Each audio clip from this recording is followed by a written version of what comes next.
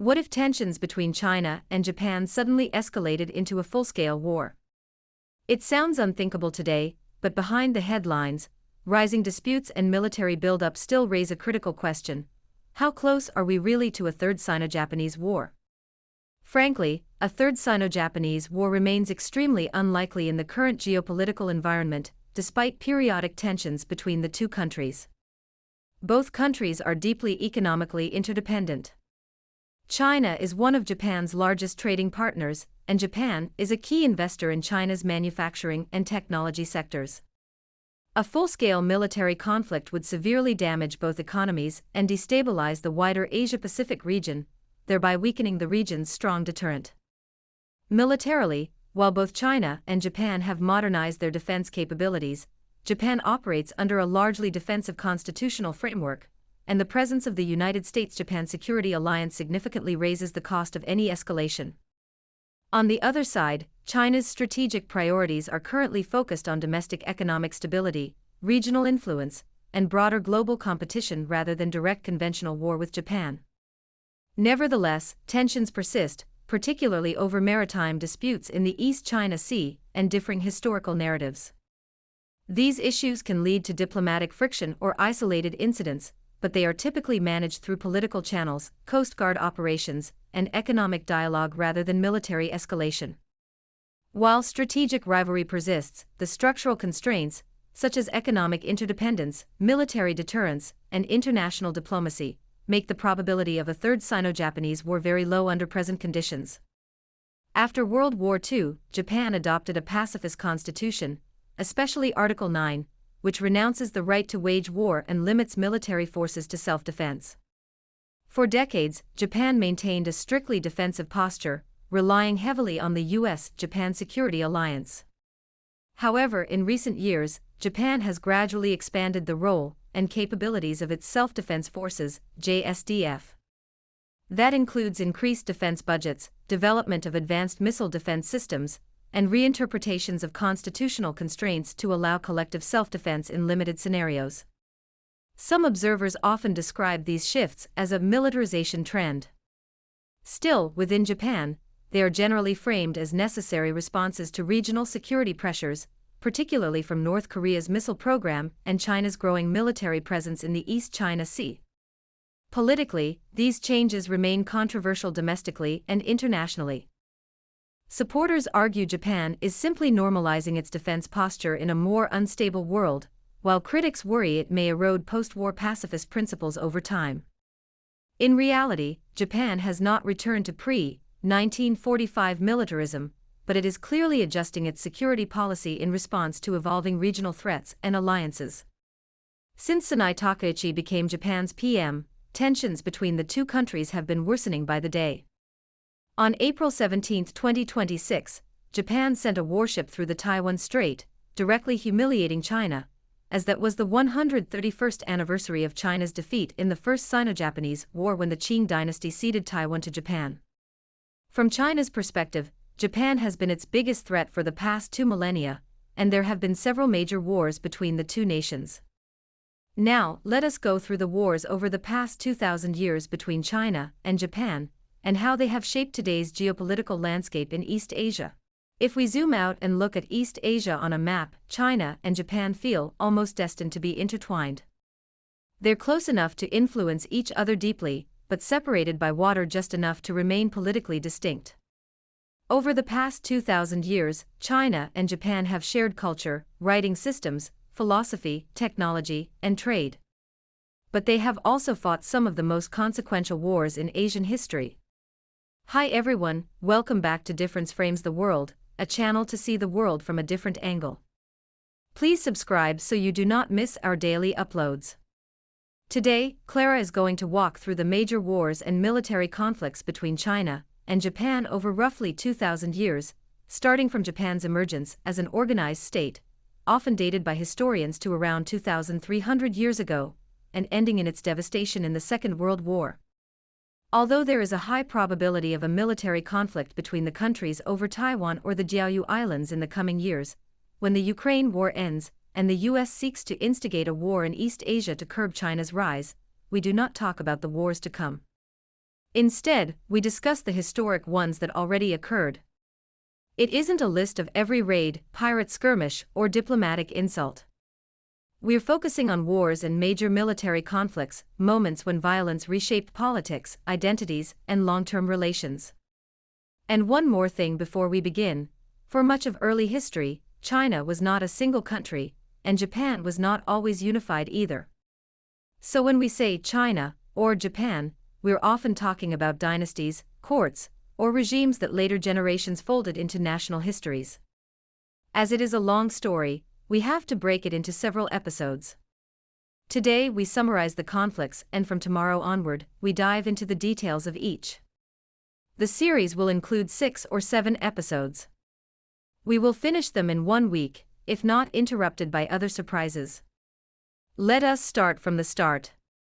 Both countries initially believed they should be two parts of one country, with China as the father and Japan as the eldest son. We do not intend to glorify China or insult Japan, as we talk about history, not emotions. Japan inherited much from ancient China, and nowadays a literate Chinese person can understand written Japanese to some extent. The same is true with a Japanese understanding of fundamental Chinese texts. If we rewind all the way to the birth of Imperial China as a unified country, to Qin Shi Huang, the first Chinese emperor, we already find a strange connection between China and Japan. The story revolves around one mysterious figure, Su Fu, known as Jifuku in Japan. Obsessed with immortality, Qin Shi Huang believed legends about sacred islands in the eastern sea where immortals lived. Somewhere beyond the horizon. Somewhere in the direction of today's Korea and Japan. Su Fu, or Jifuku, a court alchemist, told the emperor he could reach those islands and bring back the elixir of life. Qin Shi Huang believed him and backed him with ships, supplies, artisans, seeds, and thousands of young people. That wasn't just an expedition. It looked like a one-way journey, with no return ticket. Su Fu sailed east into the fog of history, and never went back to China. In Japan, legends say Jifuku arrived, settled, and brought advanced knowledge, such as farming, medicine, and metallurgy, from China. Some places even claim his tomb. Historians are skeptical. There's no hard proof that Su Fu reached Japan, but the legend may preserve memories of early migration and contact between the Japanese and the Chinese. For the first several centuries of contact, Japan looked to China as a teacher, not an enemy, till the Tang dynasty in the middle of the 7th century, when the first major war between the two nations took place. Chinese dynasties, such as Han, Wei, Jin, Sui, and Tang, represented the pinnacle of civilization in East Asia. Writing, bureaucracy, Confucian ethics, Buddhism, architecture, and law codes all flowed from China to Japan. Early Japanese rulers sent official envoys to Chinese courts, sometimes traveling for months by sea to learn how the Chinese ran an empire. Japan borrowed Chinese characters, kanji, city planning, and even clothing styles. Today's Japan is more like the Tang dynasty than China itself. So here's the key point.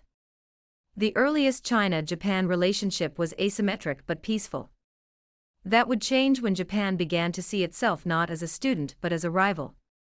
In yesterday's video, we mentioned the war between Japan and the Tang dynasty, the Battle of Baekgang, in which the Japanese army was totaled. We use the word totaled here because China totally defeated Japan in that clash, and for over 1,000 years that followed, Japan admired and respected China, like a student to a teacher, or a son to his father. If any Japanese feel insulted by our words, we express our apology as sincerely as Japanese leaders say sorry for their grandfathers' atrocities in China during the Second World War. China and Japan peacefully coexisted for more than 600 years after the Battle of Baekgang, until a massive Yuan force sailed toward Japan, launching attacks on Kyushu in 1274. Storms drove back the Mongols, and the first invasion failed. The Yuan dynasty invaded Japan for the second time, 7 years later. That aggression also failed because a massive typhoon slammed into the Yuan fleets, destroying ships and drowning tens of thousands of soldiers. The Japanese called those storms kamikaze, meaning divine wind in Japanese. We will talk about the word kamikaze again when we discuss the suicidal attacks of Japanese pilots on U.S. ships during the Second World War. The clashes between Japan and China in the Tang and Yuan dynasties cannot be categorized as wars. They were just battles lasting days or weeks, not years. The first major war between the two countries occurred in 1592 when Japan invaded Korea.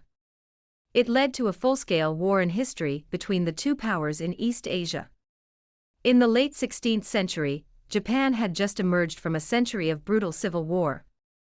A warlord named Toyotomi Hideyoshi finally unified the country and found himself with a problem. He had too many battle-hardened samurai, but he did not have enough wars to flex his muscles. So Hideyoshi dreamed big. Really big. Through the waves and tides, he set his eyes on China. He decided to invade Korea, march through China, and eventually conquer China itself. He was the guru of the future Japanese invaders who would plague East Asia 5 centuries later. In 1592, Japanese forces landed in Korea with shocking speed. Korean defenses collapsed early on, and Japanese armies surged north. That's when the Ming dynasty of China stepped in, just like the Chinese volunteer army fought the UN army in the early 1950s. For the Ming court and other following Chinese governments, including the communists, Korea wasn't just a neighbor, it was a tributary state, a buffer zone, and a matter of prestige.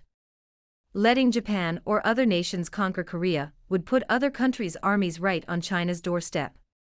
So China sent tens of thousands of troops across the Yalu River. What followed was 6 years of brutal warfare, which seesawed back and forth, but ultimately Japan failed. Hideyoshi died in 1598. Japanese forces withdrew.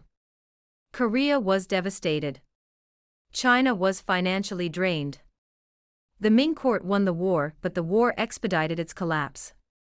By the late 1500s, the dynasty had already been drained by corruption, factional infighting, and endless military spending.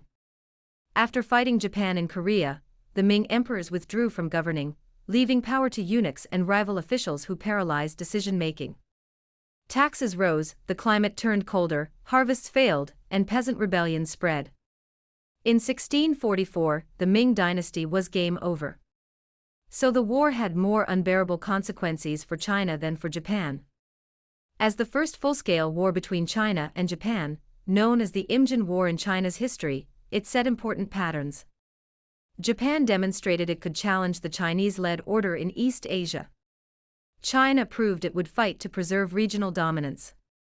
Korea became the tragic battleground between larger powers. That is why we do not encourage nationalistic sentiments that provoke a war between Japan and China to benefit other extraterritorial warmongers, until the last moment, when China has to fight for its core interests. And that is why the Chinese government has been cautious, even when Japan blunted says Taiwan's contingency was Japan's existential crisis. And that is why China does not fire the first shot, but makes sure its rivals do not have a chance to fire the second shot. There was another form of conflict between China and Japan in history, piracy. The so-called Wokou pirates terrorized China's eastern coast for centuries, mainly in the Ming dynasty. While the name suggests they were Japanese, the reality was more complicated. Some were Japanese, many were Chinese smugglers, and others were mixed crews operating in legal gray zones. From China's perspective, though, these raids were Japanese violence, and coastal provinces suffered heavily. Ming China launched repeated military campaigns against pirate bases, including raids on Japanese islands and ports. That wasn't a formal war between states, but it deeply poisoned Chinese views of Japan, reinforcing the image of Japan as violent, unruly, and dangerous. Many Chinese still call the Japanese hawks Wokou, a derogatory word to show their contempt. After the Imjin War, Japan changed course. Under the Tokugawa shogunate, Japan entered a long period of relative peace and isolation. Foreign contact was tightly controlled. Warfare with China essentially stopped. Meanwhile, China under the Qing emperors, particularly Kangxi and Qianlong, expanded territorially and remained the dominant power in East Asia. For nearly 200 years, there were no major wars between China and Japan. While Japan isolated itself politically, it quietly absorbed Western technology and military knowledge through limited Dutch contacts. China refused to learn from the West. That difference would explode in the 19th century, when the world turned upside down and China experienced its century of humiliation. At that time, Japan had undergone the Meiji Restoration and was industrializing at breakneck speed. In sharp contrast, China was weakened by internal rebellions, corruption, and Western imperial invasions. In 1894, Japan and China went to war over influence in Korea. It was called the First Sino-Japanese War by historians. The result shocked the world. Japan's navy destroyed China's fleet, forced the Treaty of Shimonoseki on China to recognize Korean independence, cede Taiwan to Japan, and pay massive reparations. The war marked the end of China's regional dominance, signaled Japan's arrival as a modern imperial power, and caused a psychological earthquake in China. For Chinese intellectuals, the shock was existential. How could we lose to a country we once taught? For Japan, it was validation. We are no longer students. We are equals or superiors. Resentment, rivalry, and fear hardened on both sides. After the First World War, Japan wanted more resources, more land, and more security. China, meanwhile, was fragmented, numerous warlords, a weak central authority, and civil war. In 1931, Japan seized Manchuria in a staged incident and created the puppet state of Manchukuo. It wasn't yet total war, but it was a clear act of aggression, and Chinese historians regard it as the start of the 14-year-long anti-Japanese war. Then came the year 1937, when the Second Sino-Japanese War started. It is the largest and deadliest war ever fought between China and Japan, and also one of the most brutal conflicts of the 20th century. Several days ago, we uploaded a video talking about the Nanking Massacre. Viewers can search for it on our channel and watch it. Across China, the war became a nightmare, cities were bombed, villages destroyed, and millions of civilians were killed. Japan was ultimately defeated not by China alone, but by US industrial power, Soviet intervention, and atomic bombings. In 1945, Japan surrendered unconditionally. Japan does not think it lost the war to China, it believes it lost to the Allied forces instead. And Japan's militarists are still ambitious to dominate East Asia. Another war between China and Japan is inevitable if the two countries cannot manage the high-stake tension successfully. China and Japan didn't just fight wars. They remember them differently. In China, those wars are framed as national humiliation and resistance, and the memory is tied to sovereignty and legitimacy.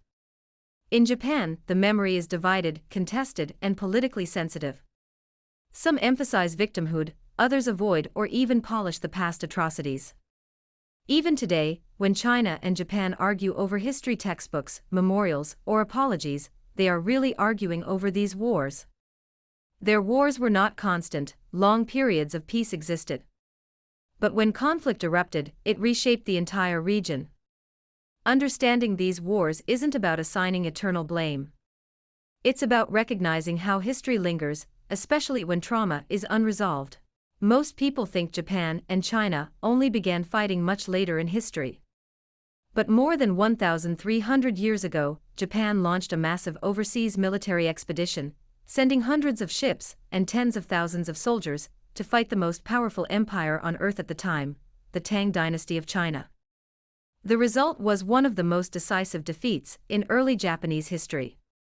That conflict, known as the Battle of Baekgang, fought in the middle of the 7th century, didn't just decide the fate of one battle, it reshaped China, Japan, and Korea for centuries. Hi everyone, welcome back to Difference Frames the World, a channel to review global events from a unique perspective. Today, we bring the second episode of the series, China and Japan at War, the Battle of Baekgang, the two countries' first military engagement in history. First, we examine the geopolitical situation in East Asia in the 7th century, and then discuss why Japan and China ended up on opposite sides. Second, we look into the battle itself and see how the battle actually unfolded, who won and why.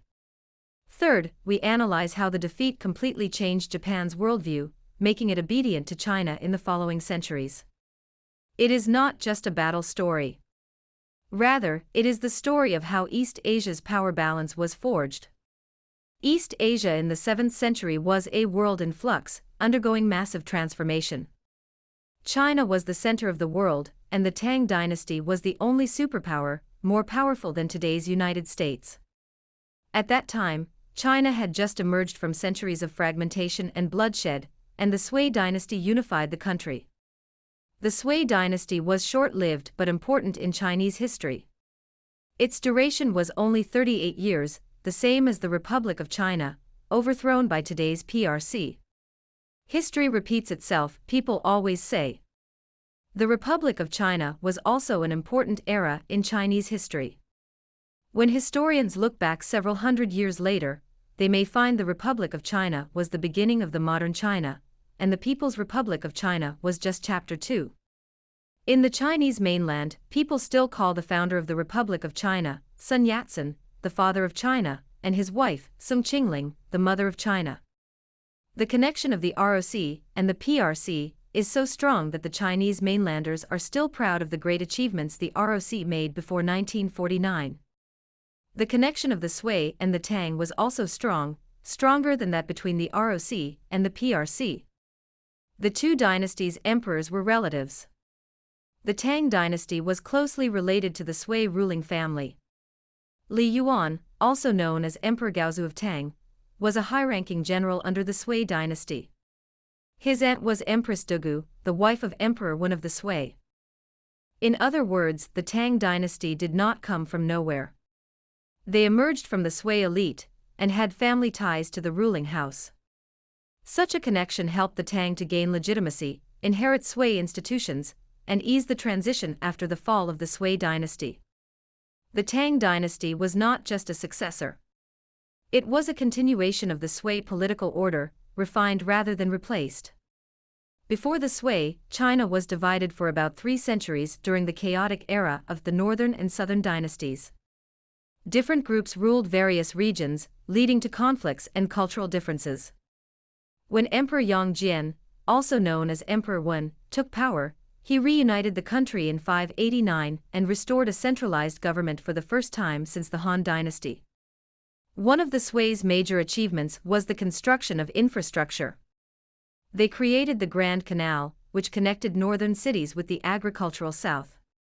That project changed China's economy and government by allowing for easier transport of grain, troops, and taxes across the empire for the next 1,000 years. The Sui also set up important systems for the future. They improved the civil service exam, standardized laws, coins, and measurements, and rebuilt Chang'an, today's Xi'an, as a leading imperial capital. Many aspects of the Tang dynasty's golden age were built on the foundations laid by the Sui. Tang was one of the largest empires in the world, militarily dominant, economically prosperous, and culturally influential. The Tang government had a professional army, advanced logistics, strong central administration, and naval forces capable of long-distance operations. The Tang court believed it was the center of civilization, a worldview often described as the tribute system, in which neighboring states were expected to acknowledge Tang supremacy. Today's China is rebuilding that worldview, and when historians examine the PRC leaders in the future, they will acknowledge the greatness of President Xi Jinping. He is the leader who brings China back to the pinnacle of its historic glory. While the ROC represented the short but brilliant Sui dynasty, the PRC continues to grow China into another Tang dynasty. Now let us set our eyes on Korea, the battlefield where the Battle of Baekgang was fought. The Korean peninsula was divided among 3 rival kingdoms. Goguryeo in the north was very large and militarized, similar to today's North Korea, ruled by the Kim family. Baekje was in the southwest, a maritime nation that was culturally sophisticated, like today's South Korea. Silla in the southeast was smaller but politically clever. These kingdoms had been fighting each other for centuries. None of them was strong enough to dominate the peninsula alone. So alliances became critical. Japan at that time was not yet Japan as we know it. It was the Yamato state, centered in the Kansai region. It did not have a fully centralized bureaucracy, nor a standing professional army, nor strong naval combat experience, but it did have something very important, close ties with Baekje. Here comes a question: why did Baekje matter so much to Japan? Baekje was not just a political ally to Japan, but also a civilizational bridge through which Japan received Chinese writing, kanji, Buddhism, advanced metalworking, architectural techniques, court rituals and political ideas. Many Baekje scholars, monks and artisans lived in Japan. Some Japanese elites even traced their lineage to Baekje nobility. So when Baekje fell, it wasn't just a strategic loss. It was personal, emotional and sentimental. The connection between the Yamato state and Baekje was like that between today's Taiwan and Japan. Today's right-wing hawks in Tokyo are vowing to fight for Taiwan, just as their ancestors fought for Baekje around 1,400 years ago. We have to ask the Japanese warmongers if they want to risk ruining their whole country for a Chinese small island to confront a rising superpower like the Tang dynasty. Back to the Battle of the Baekgang itself. Let us see why the battle unfolded. The catalyst was Silla, the weakest of the three Korean kingdoms. Surrounded by enemies, feeling the existential crisis, it made a bold move. Silla allied with the Tang dynasty of China. It was a high-risk strategy, but it was necessary for both parties. Silla gained military backing, and Tang gained influence on the peninsula. In 660 CE, Tang-Silla forces invaded Baekje. Baekje collapsed shockingly fast. Its capital fell. Its king was captured. The kingdom officially ended. But the story didn't stop there. We do not hide the fact that the Tang dynasty was the invader. Even if we admire the Tang emperors, we admit that they were more belligerent than today's Chinese leaders, who are humble, modest and enduring. The Tang ruling family had the blood of tribal minorities, not a pure Han dynasty.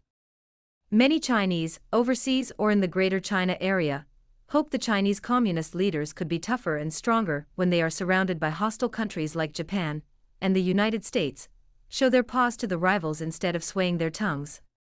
However, the Chinese leaders know better than the rest of the world expects. They need time to develop their country militarily, technologically, and economically, so they do not care about short-term wins or losses. They would not fight unless core interests were violated.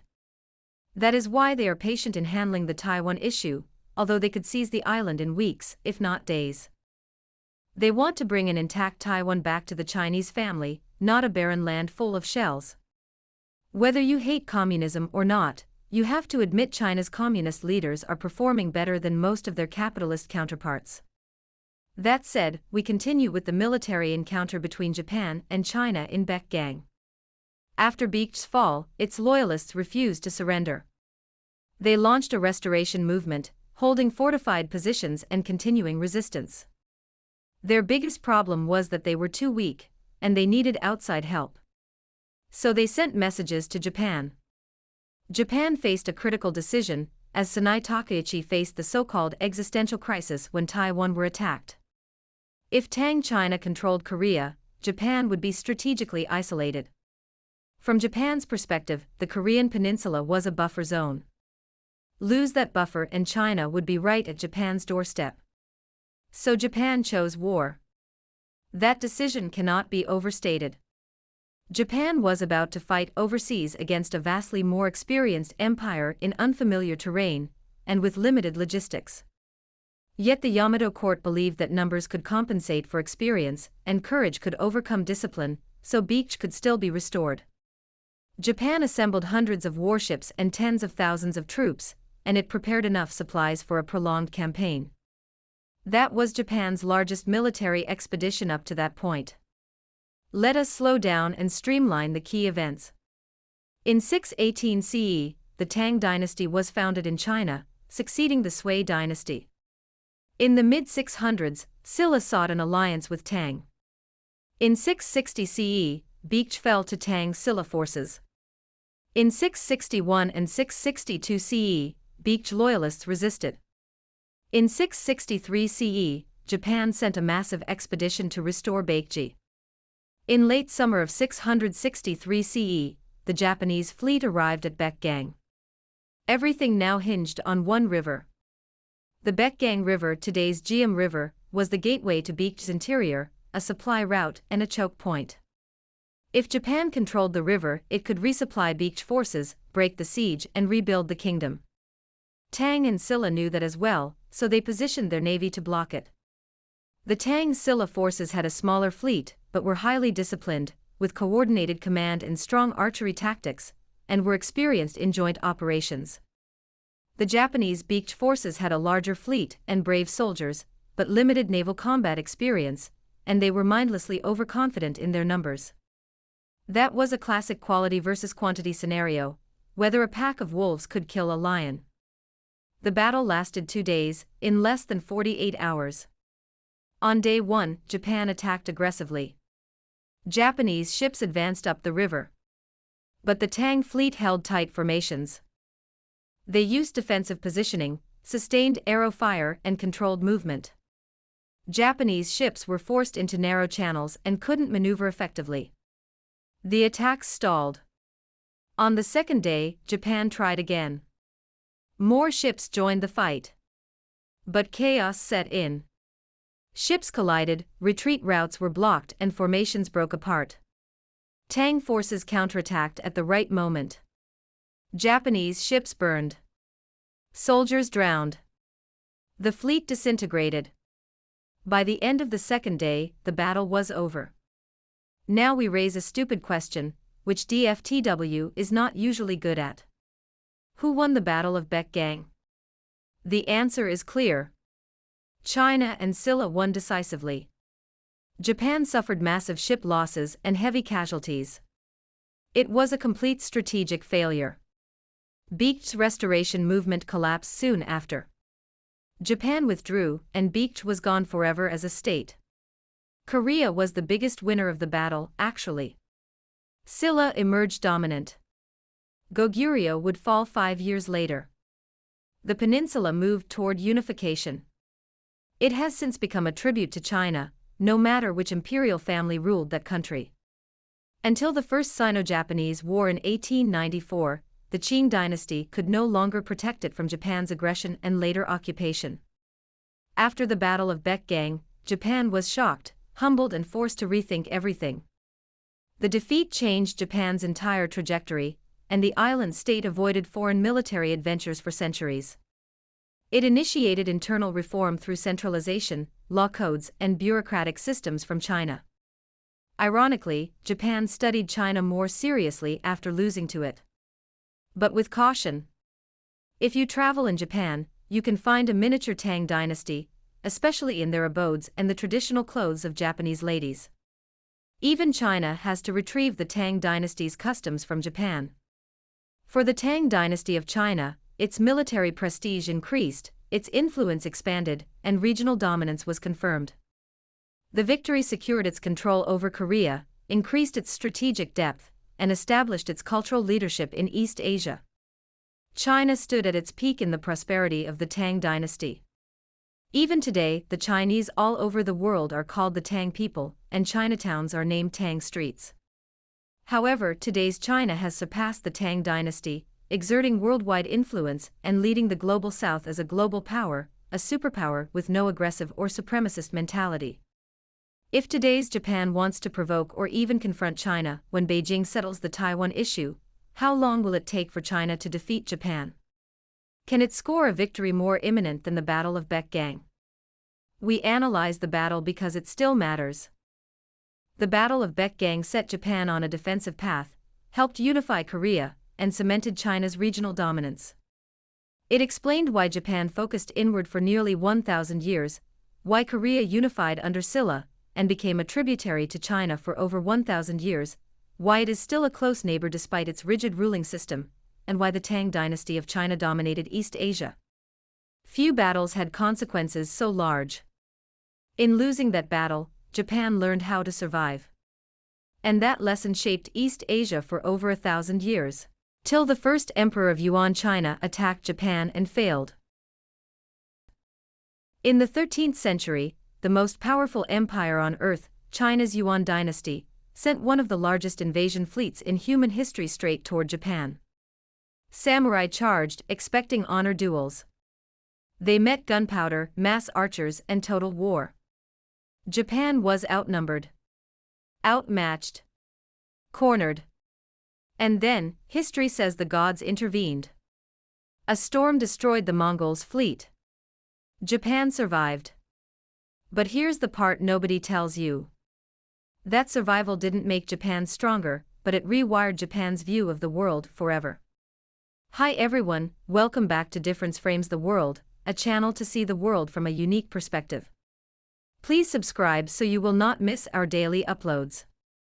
Today, we bring the third episode of the series, China and Japan at War, and in this chapter, we talk about the wars between the Mongols and the Japanese, and how they changed Japan permanently.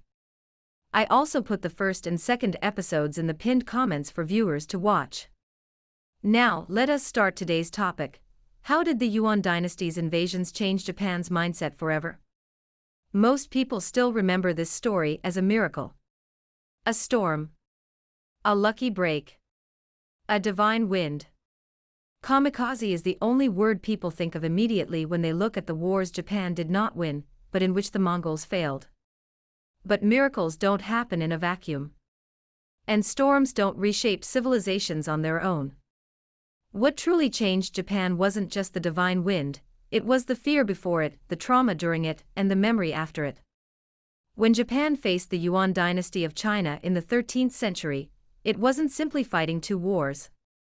It was confronting the most powerful system the world had ever seen, which had swept Europe like a gust of wind driving leaves off trees. Japan had realized, for the first time, that it could disappear. However, Japan survived. But survival came at a psychological cost that still echoes today. To understand those invasions of Japan, we have to understand the scale of the Mongol world. By the early 1200s, the Mongols weren't just conquerors. They were a new operating system for the world. Under Genghis Khan and his successors, they created the largest contiguous empire in human history, a transcontinental trade network, and a military system based on speed, discipline, and terror. It was a new governance model that absorbed talent regardless of ethnicity. Mongols were the nightmares of all human races, including those Mongol tribes who did not comply with the conquerors. Cities that resisted were annihilated. Cities that submitted were integrated. It wasn't nationalism. It was pure imperial logic. By the time Kublai Khan rose to power, the Mongol Empire had already crushed the Jin dynasty in northern China, the Khwarezmian Empire in Central Asia, and the Abbasid Caliphate in Baghdad. The Mongols had conquered the Kievan Rus states, defeated the armies of Hungary and Poland, and Moscow had been trembling for decades. It would continue to shudder for centuries to come. Europe still tells stories about the terror. Some Westerners are still afraid of the yellow peril. They hate the color yellow, but they still want their skin to get darker under the sunshine, making it more like the Chinese, risking skin cancer. The Yuan dynasty was a Chinese empire, but with a Mongol core. In 1271, Kublai Khan formally declared the Yuan dynasty one of the four Mongol empires across Asia and Europe. Many historians in the West don't recognize the Yuan dynasty as part of the Chinese history, and they think the Mongols terminated or at least interrupted the Chinese civilization. They are wrong. Even though it was not a pure Chinese empire, it was a Chinese dynasty. Despite the Mongol leadership, Korean shipyards, and Central Asian officers, the Yuan dynasty had the Chinese bureaucracy and the Chinese administrative sophistication. It inherited China's tax base, engineers, artisans, and naval capacity. For the first time in history, China had a steppe empire's offensive mindset. That combination terrified everyone around it. Even today, anti-China elements still hype up the so-called China threats. Japan in the 13th century lived in a different world. Politically, it was split. The emperor ruled symbolically from Kyoto. Real power rested with the Kamakura shogunate.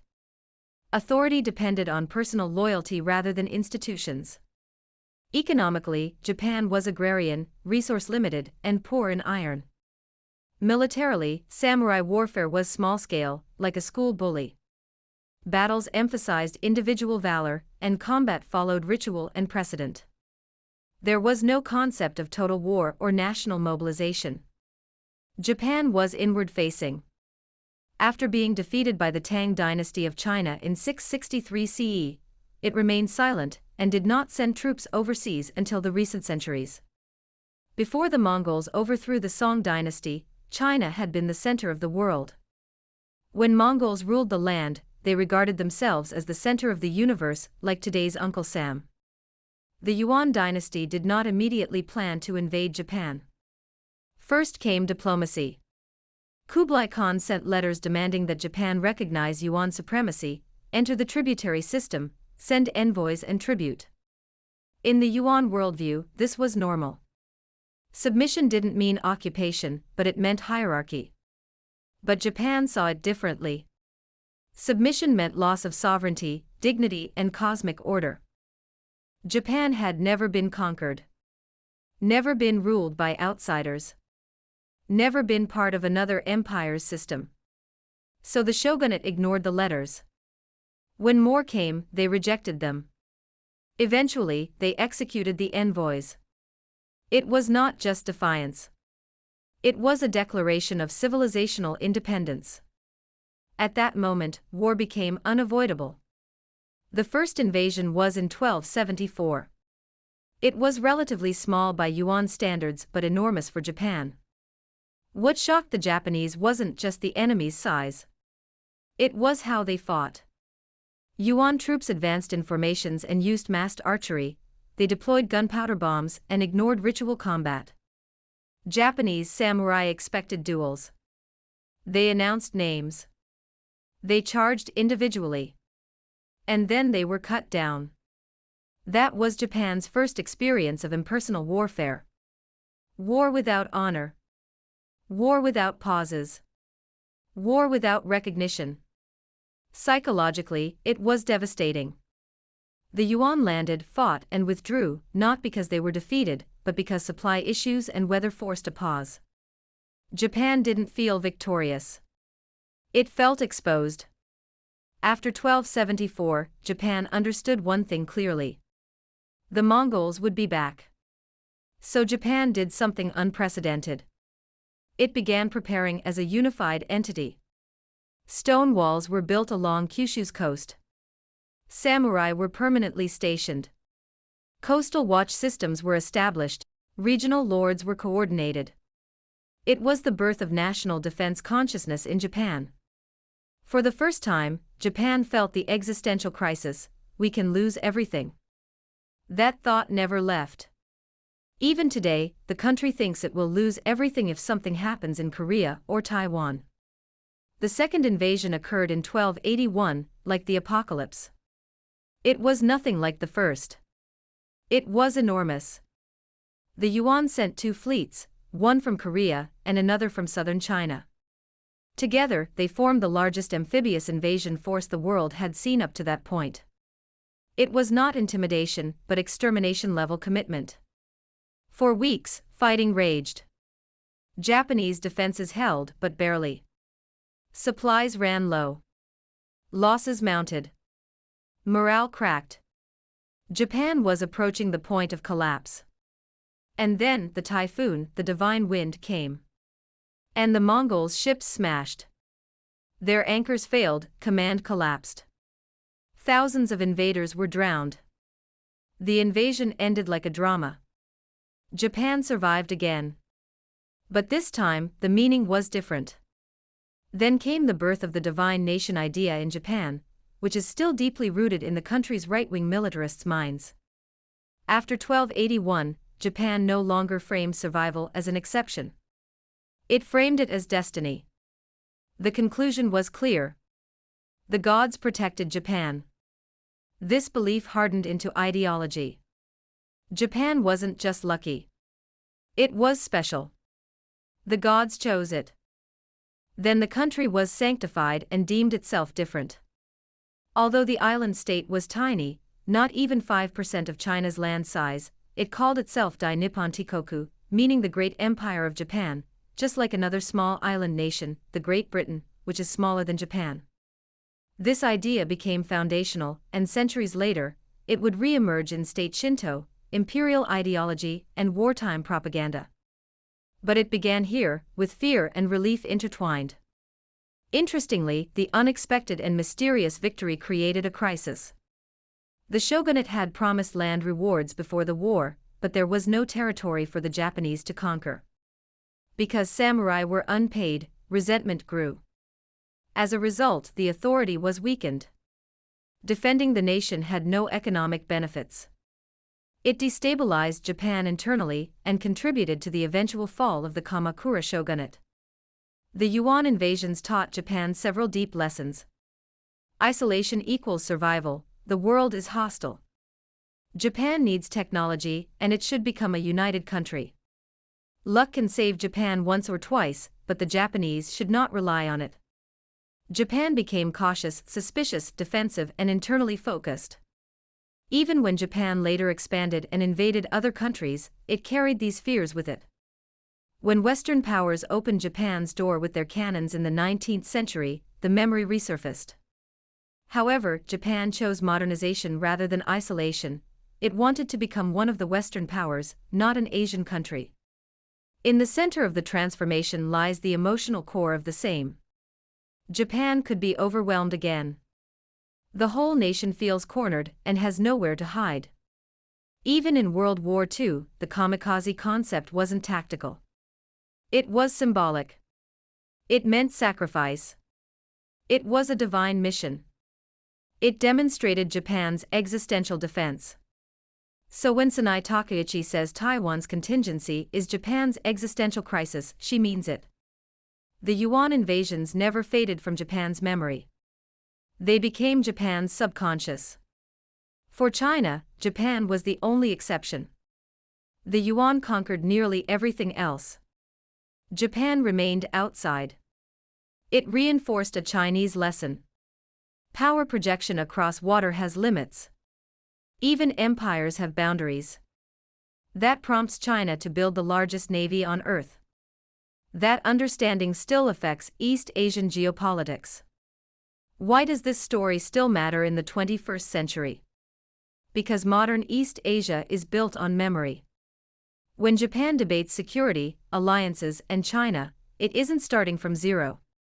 It's standing on centuries of fear, survival, and identity forged under pressure. The Yuan Wars taught Japan its most enduring lesson. You don't need to win the world to survive it. But you must never forget how close you came to losing everything. And that lesson, more than any storm, changed Japan forever. Now, we need to talk about another important war that affected Japan and China for hundreds of years, and this time, the Imjin War, was also fought for Korea, just like the first war between Tang China and Japan 1,500 years ago, which we discussed earlier. In 1592, Japan launched one of the largest invasions in world history, with samurai, muskets, and a total war, straight into Korea. Cities fell in weeks. Korea nearly collapsed. And then China was dragged into the fight. At sea, one Korean admiral with just 13 ships changed everything. Japan failed. China was drained. Korea was devastated. And the hatred, fear, and rivalry, they never really ended. Hi everyone, welcome back to Difference Frames the World, a channel to view the world from a unique perspective. We upload videos daily. Please subscribe to our channel and turn on the notifications bell so you will not miss any. Today, we bring viewers the first total war between China and Japan in history, and examine how a 16th century war changed East Asia, with a lingering impact on the relations among China, Japan, and the two Koreas. This video is the fourth episode of the series, China and Japan at War. I have put the links of episode 1, 2 and 3 in the pinned comments, please watch them if you have not done so. Hopefully, we will finish episode 5 and 6 within this week. Now, let us begin today's topic, the Imjin War. In the late 16th century, the Imjin War shook the heart of East Asia, a conflict that drew in three great powers of the region and left scars that would echo for centuries. Between 1592 and 1598, Japan, Korea, and China were locked in a brutal struggle that reshaped geopolitics, military strategy, and national memories for the next 400 years, shaping the world we live in today. It is the story of the Imjin War, the Japanese invasions of Korea, and how this 6-year conflict radically altered the course of East Asian history. In the 16th century, Japan was emerging from a long period of instability known as the Sengoku period or the Warring States era. For nearly 100 years, feudal warlords fought endlessly for power. Castles mushroomed across the landscape, and alliances shifted constantly. Out of this chaos came a series of unifiers. First Oda Nobunaga, then his loyal general Toyotomi Hideyoshi, brought most of Japan under central control. By the early 1590s, Hideyoshi had completed the military unification of Japan. To Hideyoshi, however, domestic peace was not enough. He sought glory, legitimacy, and power beyond Japan's seas. Ancient Chinese civilization, with its vast wealth and prestige, became the ultimate prize in his mind. He set a precedent for future Japanese invaders. To reach China, however, there was one obstacle: Korea. The Korean peninsula was then ruled by the Joseon dynasty, a state long tied to China through trade, culture, and the tribute system. The moment Hideyoshi set his sights on China, Korea became the gateway. According to historical research, Hideyoshi's motives were rooted in a mix of military ambition and political calculation. Having unified Japan, he sought to channel the energy of his warrior class outward, believing that a bold campaign against Korea, and then China, would cement his legacy, unify Japan further behind his rule, and bring immense prestige. He sent diplomatic envoys to Korea demanding passage for his armies to China. The Korean court, loyal to the Ming dynasty and wary of Japan's intentions, refused. Tensions escalated. When diplomacy failed, Hideyoshi ordered an invasion. At the time, East Asia was shaped by a Sino-centric order. China's Ming dynasty was the dominant power. Korea was diplomatically and culturally a tributary state tied to China, while Japan's relations with the continent were historically more distant and fragmented. The Imjin War, then, was not simply a Japanese attack on Korea, but a challenge to the regional order itself. Japan wanted to become a continental country, not an island state plagued by earthquakes and tsunamis, a goal that has carried on till today. Tokyo's militarists are still dreaming of entering China again, as in the 1930s. In May 1592, a massive Japanese army of more than 150,000 soldiers landed on Korea's southern coast near Busan, which was one of the largest amphibious operations in the pre-modern world. The initial thrust was overwhelming. Korea's military was unprepared. Commanders lacked modern weapons, coordination was poor, and the shock of the invasion paralyzed the government's response. Japanese troops, seasoned by decades of internal war and equipped with firearms like arquebus, quickly overwhelmed Korean defenses. It was like the UN army led by the US smashed the North Koreans in the early 1950s, before China's volunteer army joined the fight in the Korean War. The Japanese invaders seized Busan Castle swiftly in the first assault. A series of battles followed, culminating in the Battle of Imjin River, where Korean forces were decisively beaten, and the road to the north was open. Within weeks, Japanese divisions seized Seoul, the Joseon capital, and continued their advance northward to Pyongyang, effectively occupying the heart of the peninsula. Wherever Japanese armies marched, they left devastation. Villages were burned. Food and supplies were confiscated. Cultural treasures were looted. Civilians were killed, enslaved, or deported to Japan, including skilled artisans and craftsmen whose labor later had a major impact on Japanese arts, especially ceramics. In short, what the Japanese had done in Korea in the late 1500s was just a rehearsal of what they did in China in the 1930s and 1940s.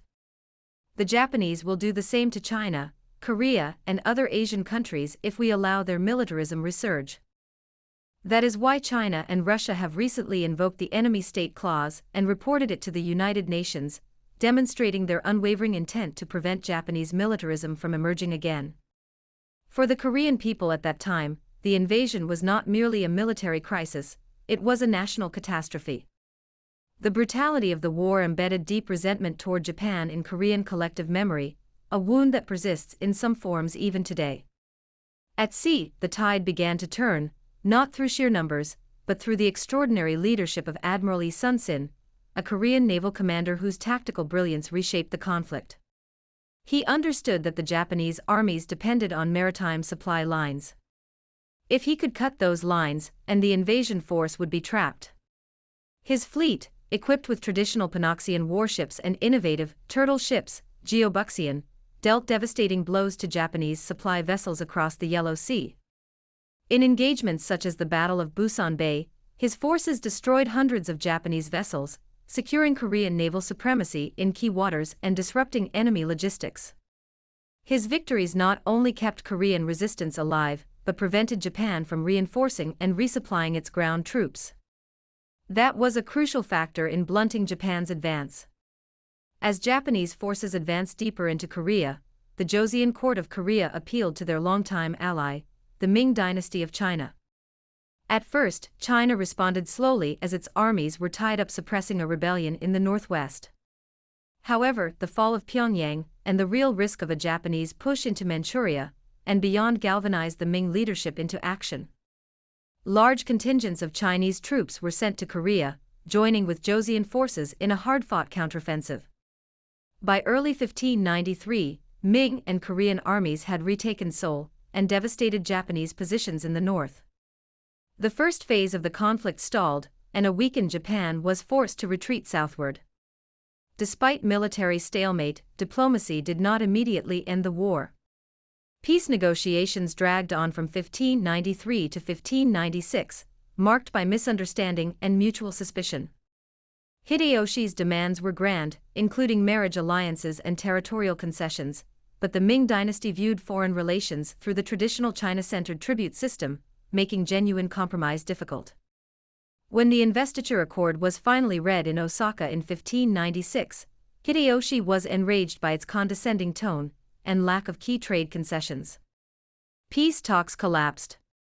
In 1597, Hideyoshi ordered a second invasion of Korea with fresh troops and renewed force. Japanese strategy was to consolidate coastal strongholds and push inland once again.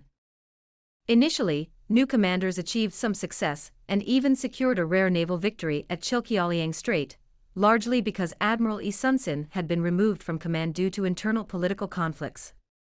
But his reinstatement shortly after led to one of the most extraordinary accomplishments in naval history, the Battle of Myeongyang, where he defeated a vastly superior Japanese fleet with only 13 ships. Meanwhile, on land, fierce battles raged around fortresses like Ulsan and Suncheon with mixed results for both sides.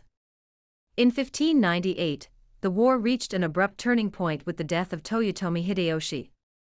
Without his authority and logistical support, Japanese commanders realized further conquest was impossible.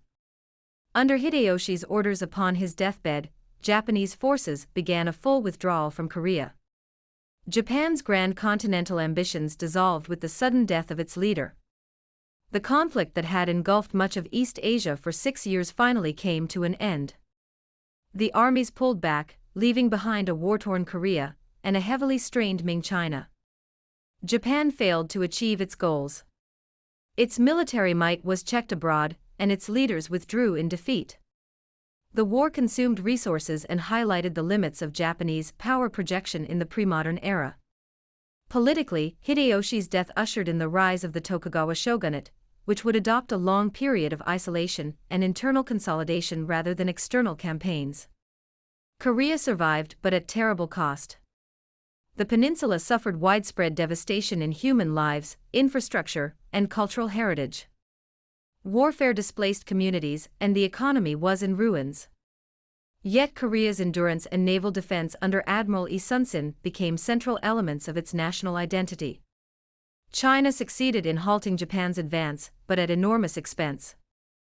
The Ming treasury was drained, and military resources were stretched thin, contributing to internal decline that would culminate in the dynasty's collapse less than 50 years later.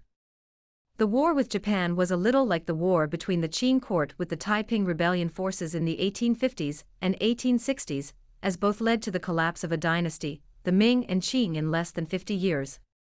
After the war, Korea undertook years of reconstruction. Farms had to be restored, cities rebuilt, and defenses reorganized. The memory of invasion became enshrined in Korean history, literature, and cultural memory, remembered as a period of heroic resistance and national suffering. The war also fostered the famous righteous armies, called Wibyong, who were local civilian militias that fought against the invaders and became symbols of Korean resistance and unity. The Imjin War's legacy rippled across East Asia for centuries, shaping the relationships among Japan, Korea, and China in profound ways. For Korea, the war instilled deep historical resentment toward Japan, reinforced by later events such as Japan's colonization of Korea in the early 20th century. Memories of atrocities and national suffering remain potent in modern Korean cultural and political discourse.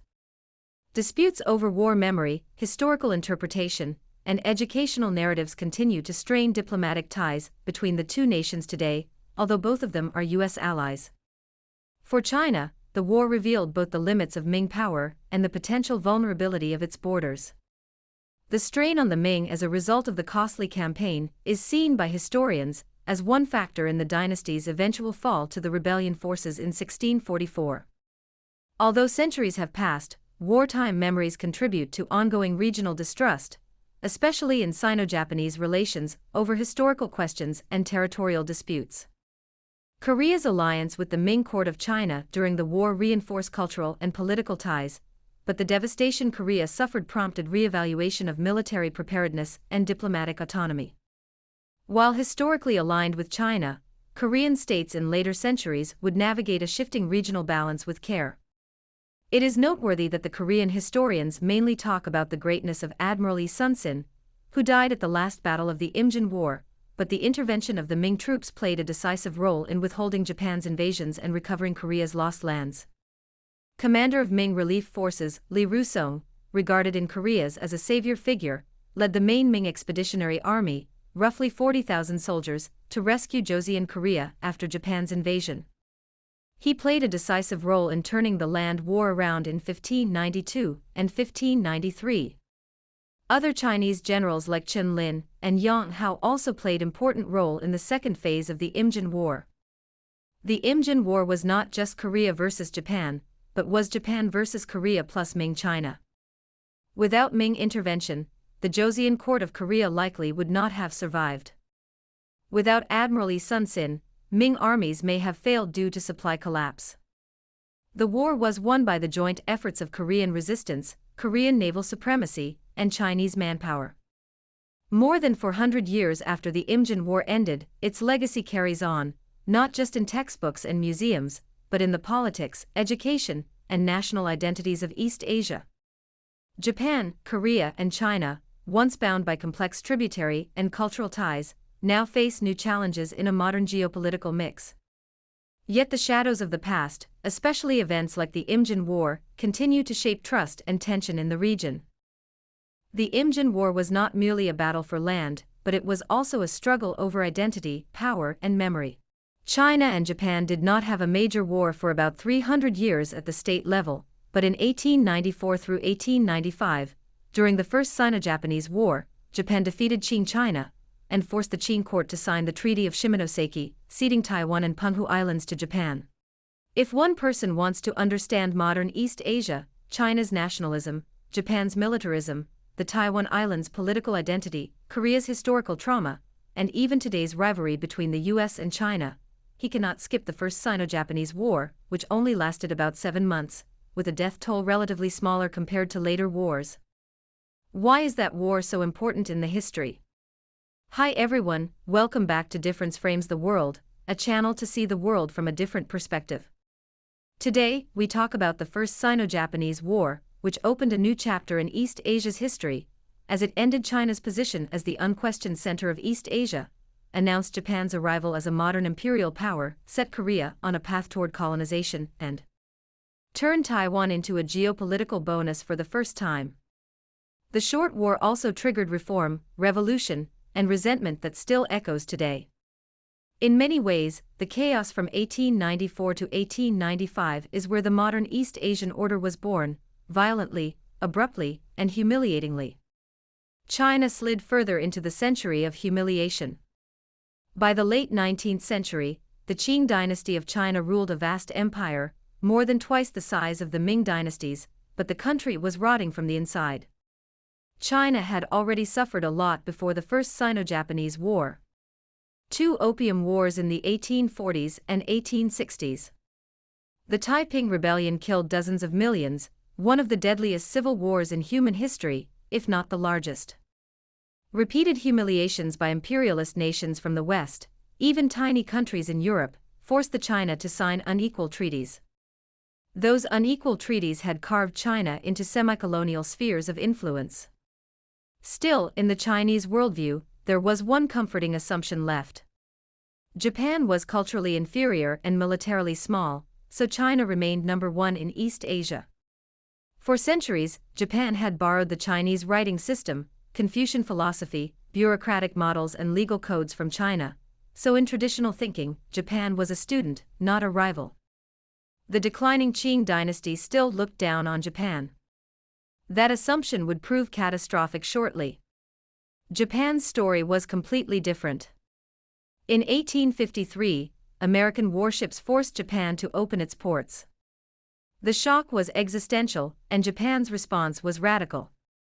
It wanted to overthrow the Tokugawa shogunate, restore imperial authority, and adopt Western military, industrial, legal, and educational systems. Japan made those happen at breakneck speed. Japanese elites reached a terrifying conclusion: modernize their country, or let Japan be colonized. And once Japan modernized, a second idea followed naturally. If imperialism is inevitable, Japan should do it before someone does it to Japan. Korea, long a tributary state of China, became the obvious target. 300 years after the Imjin War, Japan started another invasion of Korea. Korea was and still is the spark nobody could ignore in East Asia. It sat at the center of East Asia's fault lines. China saw it as part of its traditional sphere, Japan took it as a strategic necessity, or a springboard to enter China, and Russia eyed it as a warm water outlet to access the vast ocean. In 1894, a peasant uprising in Korea forced the Korean court to seek China's help. China sent troops. Japan responded by sending more troops, claiming the right to intervene. Neither side backed down. The war started. Because of Korea, again. It was a war China was not ready for.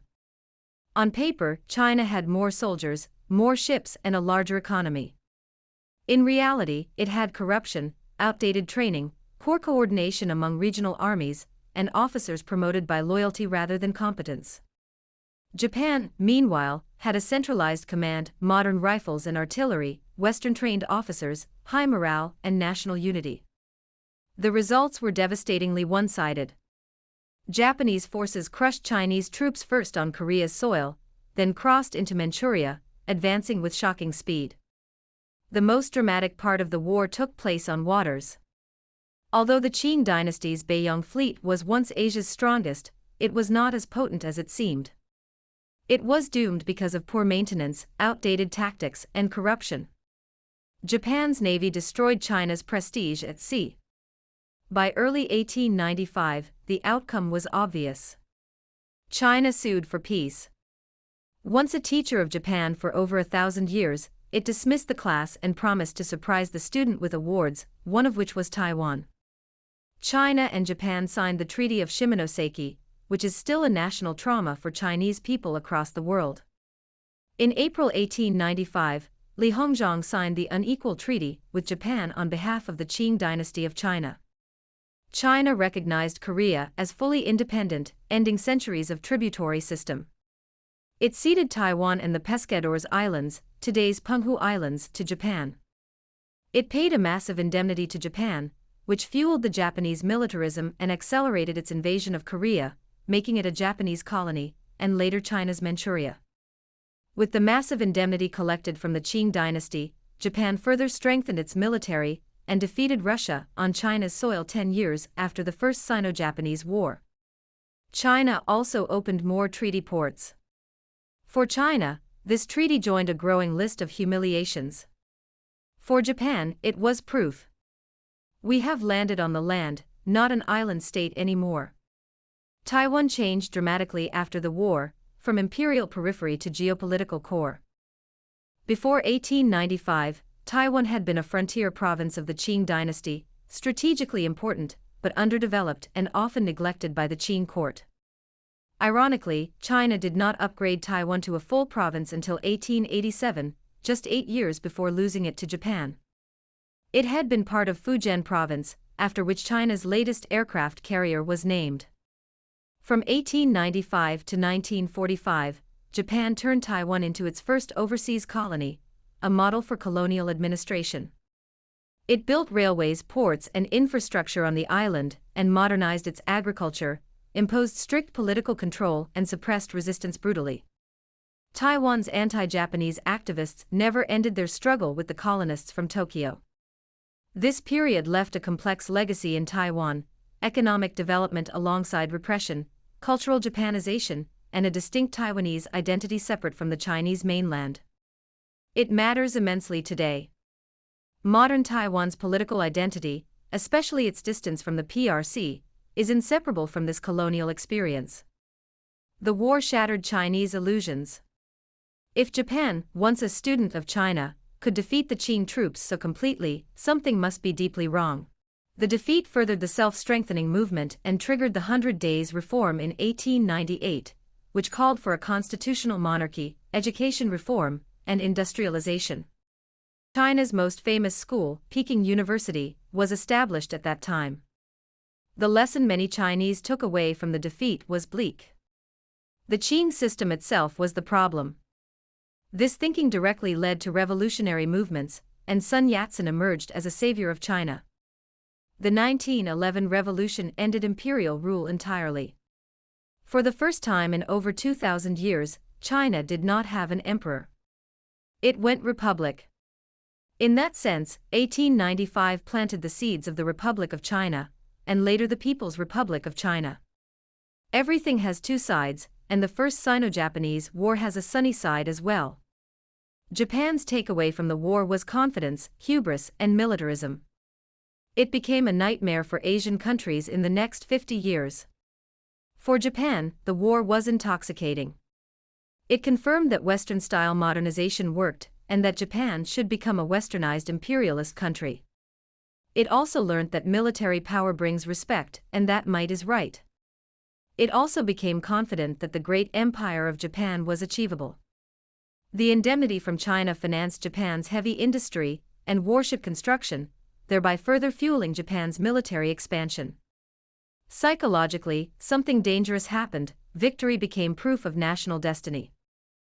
This mindset pushed Japan toward the Russo-Japanese War in 1904 and 1905, the colonization of Korea in 1910, its expansion into Manchuria in 1931, the full invasion of China in 1937, and ultimately the Pacific War with the United States in 1941. In hindsight, the First Sino-Japanese War was Japan's first taste of imperial success, and its first step toward catastrophe. In the 1950s, 100 years after American warships opened Japan's doors to the West, an American general, MacArthur, became the king above the king of Japan, and wrote an institution for the country, castrating it as an American eunuch, economically, politically, militarily, and psychologically. The First Sino-Japanese War was also a tragedy for the Japanese people, leading Japan to the abyss of imperialism and militarism. Also, it awakened China and eventually propelled it forward, making it one of the most successful countries in human history. For the Korean people, China's recognition of their independence was seen as positive at the first glance, but in reality, it removed Korea's last shield. Within 15 years after the war, Japan dominated Korean politics and formally annexed it in 1910. For Koreans, the First Sino-Japanese War marks the beginning of modern national trauma. To this day, Korean historical memory of Japan begins not with World War II, but with 1894. The war brought forth the collapse of the Sino-centric order. For over 1,000 years, East Asia revolved around China till the Japanese defeated the Qing troops in 1894. After 1895, China was no longer the unquestioned center, and Japan became a regional power. Western imperialism accelerated the Qing dynasty's collapse, and the old Confucian diplomatic system came to an end. It wasn't just a military defeat. It was a civilizational turning point. This war still haunts Japan's relations with China. From China's perspective, the war symbolizes humiliation, and Japan's rise came at China's expense. For the Chinese, Taiwan's loss still resonates deeply, especially when Japanese leaders say Taiwan's contingency is Japan's existential threat. From Japan's perspective, the war is often underemphasized, frequently framed as a modernization success, with less emotional weight than World War II. This memory mismatch fuels mutual suspicion, nationalist narratives, and diplomatic tensions between the two nations. The war also affected Taiwan's political identity. The island's political status cannot be understood without this war. Taiwan was separated from China before the PRC existed, so anti-China elements question Beijing's claim over Taiwan. It developed under Japanese rule for 50 years, and many Taiwanese have close ties with Japan, and some of the Taiwanese are even descendants of the Japanese occupants. The island later became the refuge of the Republic of China after 1949, and a dozen small nations, deeply hidden in the vast Pacific Ocean and some distant corners, still recognize the Republic of China as the legal representative of 1.4 billion people. In some people's eyes, the Republic of China did not die in 1949, it is still alive in Taiwan. This historical layering gives Taiwan a unique identity, a different political trajectory, and strong resistance to forced unification with the Chinese mainland. Beijing's claim over Taiwan often starts with historical unity, but the First Sino-Japanese War in 1894 and 1895 complicates that narrative profoundly. Today, East Asia is tense due to the US-China rivalry, Taiwan's Strait tensions, Japan's military normalization, and Korea's security dilemmas. Many of these dynamics trace back to the end of Qing dominance, Japan's emergence as a power, and the unresolved legacy of empire. The lesson from the First Sino-Japanese War is multifaceted. Rapid change without mutual understanding breeds prolonged memory and protracted resentment. China learned to fear weakness. Japan learned to trust power. Korea learned the cost of being caught in between, and the importance of a strong China as its shield. Those lessons still shape policy, identity, and fear today. The First Sino-Japanese War doesn't get blockbuster movies. It doesn't dominate textbooks outside East Asia. But it quietly rewrote history. It ended one world and began another. And if we want to understand why East Asia feels so tense, emotional, and historically heavy today, 1894 is where we should start.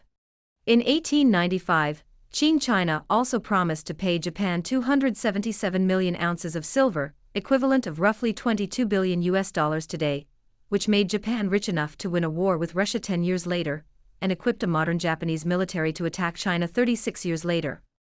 From 1931 to 1945, China experienced one of the most brutal wars in human history. In that war, the Republic of China lost millions upon millions of people. Entire cities disappeared. Armies were wiped out in days. And in some battles, soldiers went into combat with nothing but sticks and old swords against tanks and machine guns. And yet they kept fighting. Why? That is what we are about to uncover.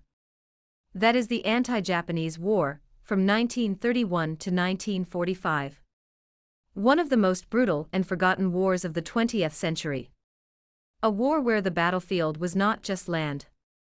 It was survival itself. And where the question was not who wins, but whether a nation even exists afterward.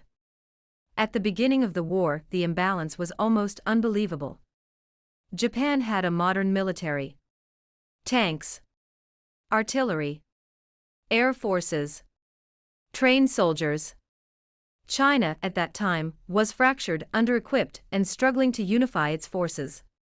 In some units, only a fraction of the soldiers had rifles older than their grandparents. Others carried farm tools, knives, or spears. Imagine that.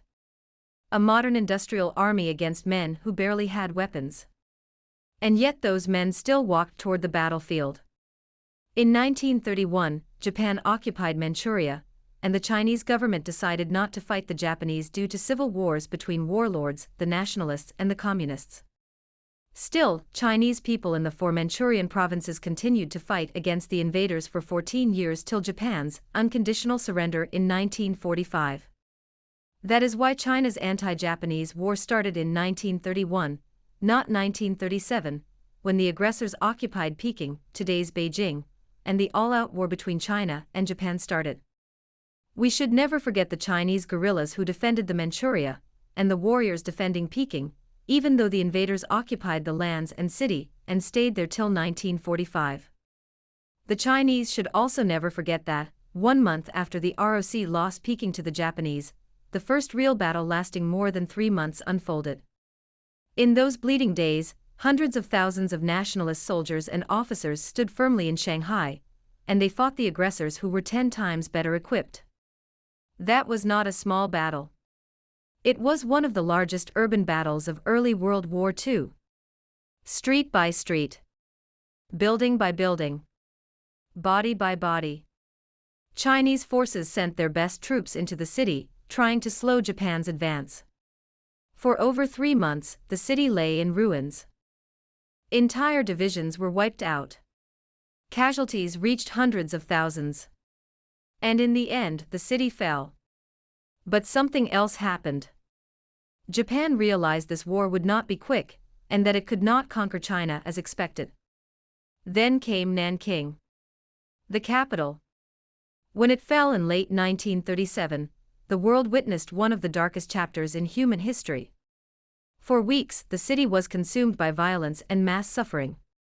Hundreds of thousands of civilians and soldiers died. It was not just a military defeat. It was a national trauma. And for many, it felt like the end. But it was not the end. It was the beginning of something even longer. After losing major cities, China did something unexpected. It did not surrender. Instead, it moved. Factories were dismantled and carried inland.